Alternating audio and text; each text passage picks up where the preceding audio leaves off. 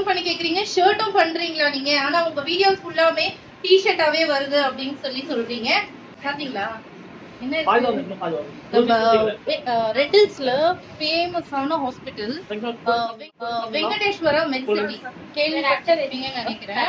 அந்த ஹாஸ்பிட்டலுக்கு first time வந்து ஆர்டர் கொடுத்திருக்காங்க.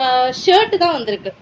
டி-ஷர்ட் பிளஸ் ஷர்ட், அது இல்லாம பேண்ட்டுமே பண்றோம். இது இல்லாம லேடிஸ்க்கு வந்து ஓவர் கோட் சுடிதார் செட்டுமே பண்றோம்.